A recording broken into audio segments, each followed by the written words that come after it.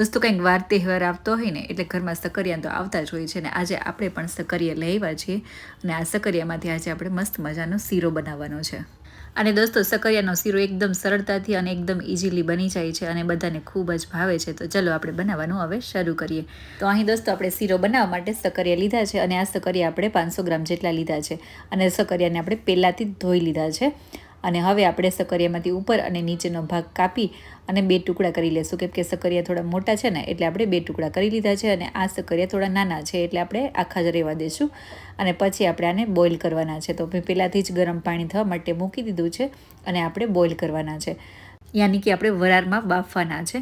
તો આવી રીતે આપણે પ્લેટ ઉપર રાખી દીધી છે અને એના ઉપર આપણે સકરિયા ગોઠવી દેવાના છે અને સકરિયા થોડા મોટા છે ને એટલે થોડી વાર લાગશે એટલે મીડિયમ આંચ પર આપણે 10 મિનિટ જેવું થવા દઈશું। અહીં આપણે 10 મિનિટ જેવું સકરિયાને થવા દીધા છે અને હવે આપણે ચેક કરી લઈએ। તો આપણે ચાકુ વડે ચેક કરશું।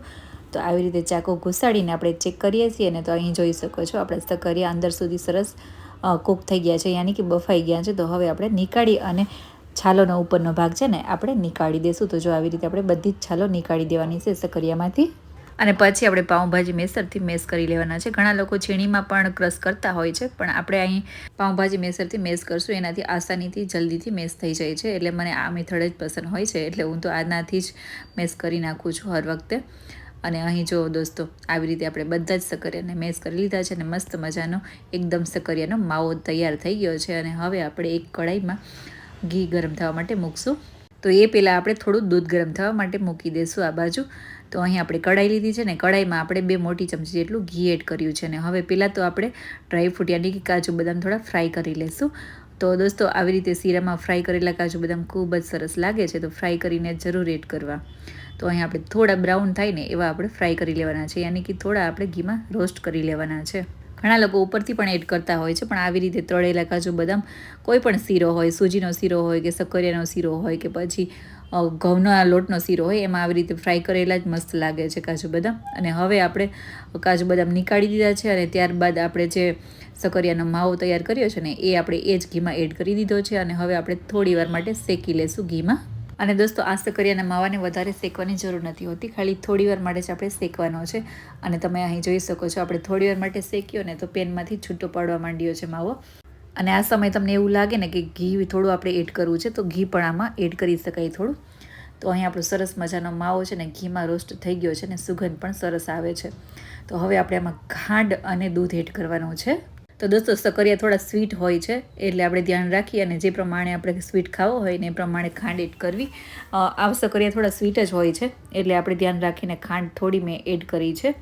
તો અહીં ખાંડ પણ એડ કરી દીધી છે અને આ બાજુ આપણું દૂધ પણ ગરમ થઈ ગયું છે તો આ સાથે આપણે દૂધ પણ એડ કરી દેવાનું છે। તો અહીં મેં 300 થી 400 ગ્રામ જેટલું દૂધ લીધું છે અને હવે આપણે આ બધું જ મિક્સ કરી દેવાનું છે અને ખાંડ અને દૂધ બધું જ સરસ મજાનું એબ્ઝોર્વ થઈ જાય ને ત્યાં સુધી આપણે થવા દેવાનું છે। તો તમે અહીં જોઈ શકો છો દોસ્તો દૂધ જે છે એ થોડું મેલ્ડ થઈ ગયું છે અને માવામાં મિક્સ થઈ ગયું છે અને ખાંડ પણ સરસ એબ્ઝોર્વ થઈ ગઈ છે। તો હજી આપણે થોડી વાર માટે થવા દઈશું। તો અહીંયા તમે જોઈ શકો છો થોડી વાર થવા દીધું છે ને તો દૂધ બધું જ એબ્ઝોર્વ થઈ ગયું છે। તો હવે આ સમયે આપણે એલચી પાવડર થોડો એડ કરી દઈશું। તો ફ્લેવર માટે મેં થોડો એલચી પાવડર એડ કર્યો છે અને ત્યારબાદ ફ્રાય કરેલા આપણે ડ્રાયફ્રૂટ એડ કરી દેવાના છે અને સરસ બધું જ આમાં મિક્સ કરી દેવાનું છે દોસ્તો।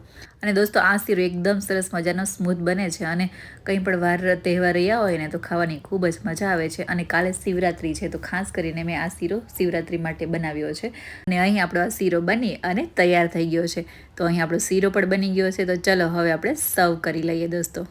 અને જોયું ને દોસ્તો તમે આ શીરો પહેલી વાર બનાવશો ને તો પણ ખૂબ જ સરસ બનશે અને એકદમ આસાનીથી અને ઝટપટ બની જાય છે। તો આ શીરાની રેસીપી તમે પણ એકવાર જરૂર ટ્રાય કરજો અને આઈ હોપ કે આજની આ શીરાની રેસીપી તમને બધાને પસંદ આવી હશે દોસ્તો। આ રેસીપી પસંદ આવી હોય તો લાઇક અને શેર કરવાનું ના ભૂલશો અને ચેનલને ચોક્કસથી સબસ્ક્રાઈબ પણ કરી દેજો। તો ચલો દોસ્તો ફરી મળીશું બીજી કોઈ રેસીપીમાં, ત્યાં સુધી આવજો। જય શ્રી કૃષ્ણ।